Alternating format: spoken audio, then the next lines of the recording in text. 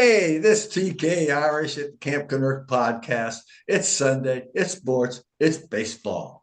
Now, we have a special outlook on baseball today because we're going to talk about my home team, the Fort Wayne Tin Caps. Now, we talked about the Tin Caps and how they got their name last week through the legends of Johnny Appleseed. But, these guys have a whole new outlook on life. And the reason why I say that is during the season, they will have another name, and that name is going to be called the Puffer Bellies. That's right. So during the season, on Wednesdays, they will put on the Puffer Bellies uniforms. They will play as the Puffer Bellies only on Wednesday nights. So this is just a homage that they want to pay tribute to the Nickel Plate Railroad that was instrumental in building Fort Wayne back in the day. Just a little sidebar. My grandfather was an engineer on the nickel plate, and I had several uncles who worked there as well. So it's very close to my heart that they're taking this idea and pursuing it. But here's the real thing. Now, wait a minute. This is just not a one-off deal. Last year, they had another name that other than the Tin Cups. It was called the Hoosier State Tenderloins. That's right. And you're going, huh? Well, let me explain to you. Tenderloin sandwiches are the unofficial official sandwich for Indiana. What that is a tenderloin that's breaded, deep fried, and then put on a bun with the onions, pickles, mayo, however you want to doctor it up. Now, the reason why they took the tenderloin is because of to pay homage to all the pork ranchers and farmers in Indiana, because that's a big business. But what's really amazing is the size of these sandwiches. Now, we always know what the average size burger bun is, right? Well, I guarantee you, every sandwich you ever get when you get up there is going to be hanging over, the meat's going to be hanging over the side. And so I have a picture here I want to share with you so you can get an idea of what's going on. Because I tell you what, Indiana and the Hoosiers and the Tin Cups love tenderloin sandwiches. So, really what they're doing, they're just taking a bite out of the competition. So mark your calendars. First game is on the August 3rd against the Great Lake Loons. That's up in Michigan. I don't know whether or not they have alternative names during the season or not, but I would not be surprised. And just a little sidebar, Fort Wayne Tens belong to the Midwest League, and they have two divisions, East and West. That's pretty original. That way you don't get confused. And there's 6 teams in each division. So we'll go through the different teams as the season progresses to give you little sidebars of what the type of exciting background they have. So Doug and neighbor, here's the situation. Have you ever had a tenderloin sandwich from Indiana? TK, good morning. It is so good to see you on our 68th podcast, a sports podcast on March 15th, which is the Ides of March. And do you have your coffee there? I've got my cut up and go Joe here. All right, here, liquid confidence, buddy. Mm-hmm. There you go. Yeah. Okay, first off, it's the Ides of March. Now, the Ides of March from the Roman calendar means it's the middle of the month, the Ides.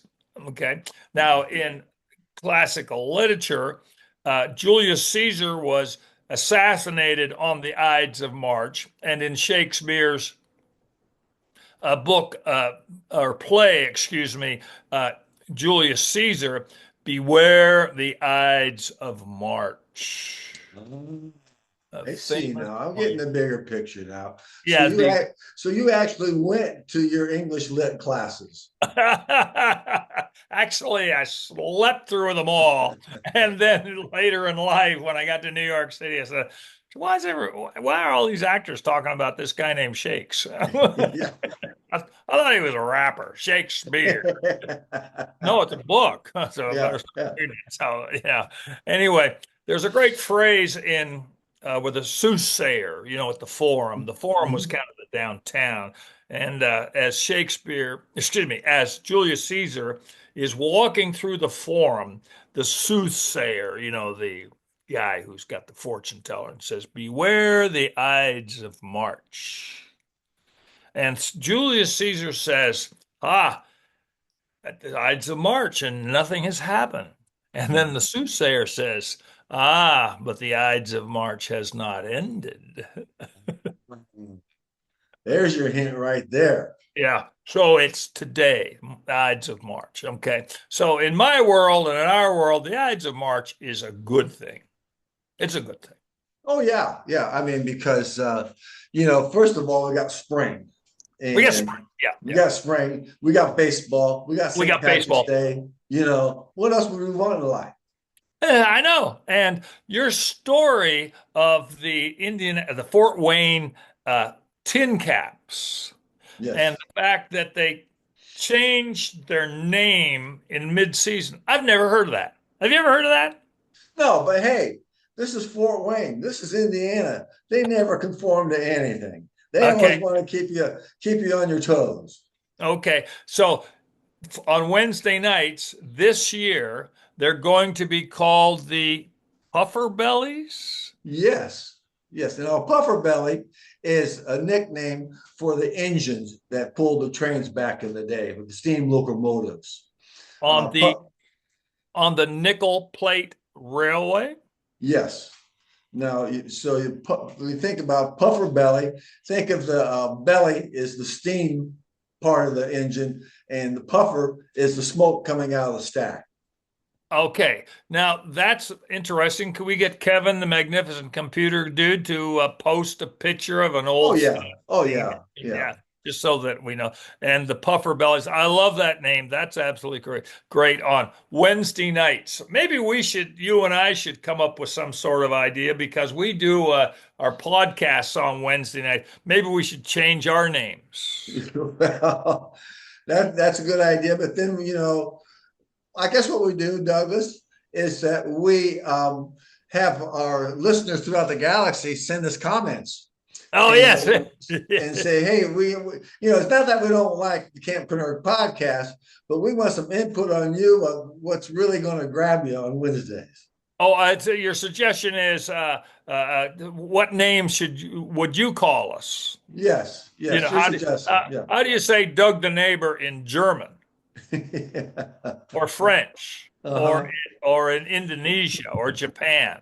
How do you say TK Irish in China? That sort of Yeah. stuff. We need these suggestions, you see. Oh yes, absolutely. The more input, the more fun, and we just like to get everybody's viewpoint on things because this is a democracy here. Well, and between us, it's a part. Yeah, that's what we tell people. It's kind of a Yeah. democracy. The person who's got the money rules. Well, Now, Douglas, I wanted to give you a quick sidebar. You're El Paso Chihuahuas. okay, I was going to get into that in just a minute. Go ahead. John Matthews is the manager for the Tin Caps, and he was a few years back a coach at the Chihuahuas. No kidding. So, No hey, kidding. Douglas, why would I lie to you? You're not my ex-wife. Well, this gets better and better and better, So, okay. Now, let's back up a bit. You had mentioned that the tin cups, tin cap, Caps, like yeah, tin caps. Okay.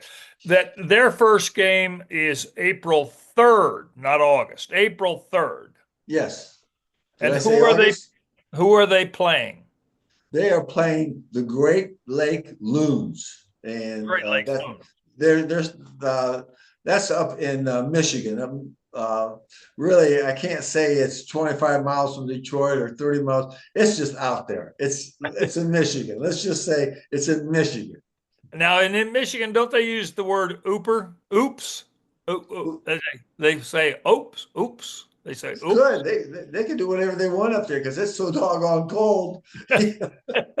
I think they call it oops, the upper or Oh, something. Upper Peninsula, Yeah, UP. the thumb. It's a thumb. Where on the thumb are you, or something Yeah, like it's that? called the UP. The UP, yeah. And UP. and when they don't say oh or that's crazy. They say oops or something like that. So which is interesting because the Great Lakes loons is a bird. We know that's a bird. Well, in Canada, their dollar is called a loonie because it's got a bird on it. The loonie. That's why it's got a loonie. So Oh, that's how yeah. about I that? never knew that about the Great Lakes loon. So okay, so the first game for you is on April 3rd. Who are you going to be playing? We're going to play the Great Lake Loons. Oh, That's I'm sorry, repeating. yeah, Yeah, I'm yeah, waiting for my coffee to kick in here, yeah, Chief. yeah. Take another sip, Douglas. Mhm. Yeah, okay. So the Great Lakes loons. Okay. Now, moving on to the uh the El Paso Chihuahuas. Got my hat on here. All right. Their first game is April 7th. Now, they're on the road and they're going to be playing the Sacramento River Cats, and then they're playing the Tacoma Rainiers. Oh, wait a minute. Wait a minute. Let me back up. Let me back up here. Confusing myself. The caffeine's not kicking in. The El Paso Diablos first game, excuse me, the El Paso Chihuahuas, their first game is March 27th. Okay, so repeat. First game is March 27th and that's an away game, and they're playing the Sacramento River Cats. Then they move on to Tacoma, and they're playing the Tacoma Rainiers. Okay. Now, one of the mountains up there in Washington is Mount Rainier. And of course, the great beer up there is Rainier beer. So here they are going back to the old days of baseball teams were named after beers to promote the beer. So the Rainier, Mhm. you know, and then their first game at home is against the Albuquerque Isotopes, April 7th. Isotope. What is what is Isotopes. what Now, is this is really, really cool. Okay.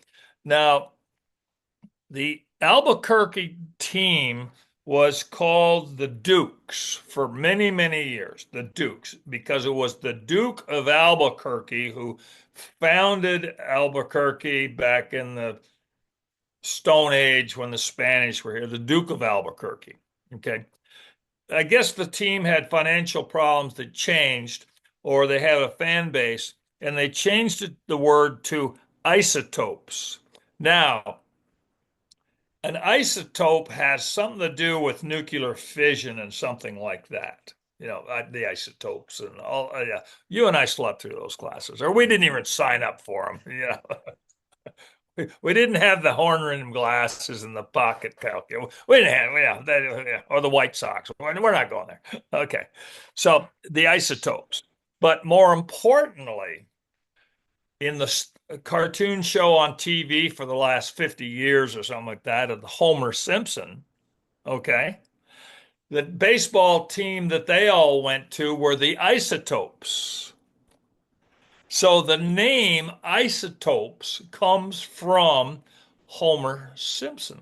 And the fans in Albuquerque say, well, let's change the name to the Albuquerque Isotopes because the nuclear facilities, whatever it is, where they create nuclear things, is close to Albuquerque, that sort of stuff. So I the think first, that's where I think in New Mexico is where they developed the first atomic bomb. yeah, yeah, and that's just up the road someplace Yeah. from Albuquerque. It's one of those places that visitors pay $30 to go visit, and they come back and they glow in the dark. Hey, save on your electric bill. Say on their electric bell. Yes, yes, yes, yes. So that is the schedule. Away starting on the March 27th, Sacramento, then away playing Tacoma Rainiers. Then April 7th, they play the Albuquerque Isotopes. Okay, so there you go. That's kind of interesting. Now, a personal story. Back in 1986, while I was living in New York City, I went back to El Paso, my hometown. I went to Eastwood High School. We were the Troopers, and then went on to the University of Texas, El Paso, where the Miners. Okay. And then started my life. Now, in 1986, I flew back and went to a Diablos. Their name was then the Diablos. They've had so many names, but now the Chihuahuas. And I went to a minor league game. Now, what was kind of interesting about the game, and it was just really good fun. Okay, just really, really good fun. Small stadium. The old stadium was down by the Coliseum. Then they had two or three different stadiums. And the fans really get into it. Now, when they pull an opposing pitcher, okay, Mhm. the the walk-off music is from say goodbye, hi, hi, Gabe, and the fans start waving little pieces of white paper. And how did they get them? Well, when you went to get a ticket, the ticket person, of course, it's a small stadium, so the little gal hands you the ticket, and it's wrapped in a piece of paper like this. And I thought, oh, geez, I wonder if this is a germaphobe thing going on. I said, what's this for? I said, no, you'll see. Hey, hey, goodbye, blah, blah, blah. It was just hilarious. Really loved it, that sort of aspect. And then at that game, after the game, because I think they won the championship or something, something, something. I think they played Midland that game. This is stretching my memory a little bit here, Mhm. you know. They allowed us to go onto the field, and they had some beers out there to meet the fans. And everyone goes on the field. So there's 500 people on the field wandering, the players shaking hands. And I got to meet a player named Charlie O'Brien. Now, Charlie O'Brien was the catcher. I told you the story. My grandfather was a catcher. My dad was a catcher. I like playing catcher, that sort of stuff. I read Yogi Berra's book when I was 10 years old. Now, I believe in the whole catcher. The catcher is the guy that runs the team. He's key thing to it. So I went over and I shook hands with Charlie O'Brien. And I said, oh, real pleasure to meet you, blah, blah, blah, blah, blah. And I don't know how old he was at the time. We figure it out. He would have been 26 at the time. He was born in 1960. And so I met him. And so I always kind of followed Charlie O'Brien's career because in my world of El Paso, Dallas, and New York City, I believe I've only met one or two Major League Baseball players. Just I've gone to games, but to meet him in a restaurant or see him or something like that, so. Oh, in fact, I think the first Major League Baseball player I met was a catcher named Marv Foley, who played for the Texas Rangers. I'll have to look that up, Marv Foley. And he was in a bar restaurant in Dallas, and he had on one of the rings, you know. And I said, "Oh," I just commented, and said, "Oh, that's a very interesting ring." And he said, "Oh yeah." And I said, "Oh, how'd you college ring? One of the college ring size. That's a Yeah. not Super Bowl size. That sort of." Mhm. And he said, "Oh, where'd you go to college?" And he said, "No, that's a Major League Baseball ring." I said, "Oh, okay." So Marv Foley. So I have to look him up. My first Major League player that I met, but 1986, I met Charlie O'Brien. Now, Charlie's life is kind of interesting because he went on to have a terrific career. He played for about 8 teams: Oakland, Milwaukee Braves. Remember, they're long gone now. Now it's the Milwaukee Brewers. Then he played for the Mets, the Braves, the Atlanta Braves, the Blue Jays, the White Sox, the Angels, and the Expos. So he's one of few people who has played for both Canadian teams. The Expos went out of business, but he had an interesting career. And then in 1995, he was playing for the Braves, and they won a World Series. So very, very interesting player. And he started out, he's from Tulsa, and then he played for with the Wichita State Shockers, the college team, and then in '86 he played for the Diablos. Now he caught 11 Cy Young winners, more than anybody else. Yes. Three of them were during their Cy Young years. Oh, geez. So he did have something going on with the chemistry and the knowledge of the game and knowing Yeah. who's on first and who's on second. Well, I view it that the catcher is the general. You know, he positions people, he knows that sort of stuff. A lot of catchers go on to be managers, like the great Joe Torre and a few others. They all went on because they understand the game. They're the general, as I call it, you know. Mhm. And so he played for what would I say, 8 teams, Diablos in '86 at the minor leagues. But he caught 11 Cy Young winners, okay? Most notably was Greg Maddux. And then there was Brett Maddox. Oh, first off, Frank Viola, Dwight Gooden, Brett Soberhagen, David Cohn, Greg Maddux, Tom Glavine, John Smoltz, Pat Hennigan, Roger Clemens, Chris Carpenter, and Jack McDowell. I think most of those people are in the Hall of Fame. And yes, yes, yes. So he was the catcher for these guys, and so he wrote. And when he finished his career, now catchers don't aren't notably power hitters, you know. So after in his career, but he hit 221, his slash line. They call it the slash line, you know. 221, 56 homers, and 261 runs batted in. So a decent career for a batting career for a catcher, but caught 11 Cy Young winners. Now, he wrote a book about it with a man named hang on a sec, Doug Wedge, Doug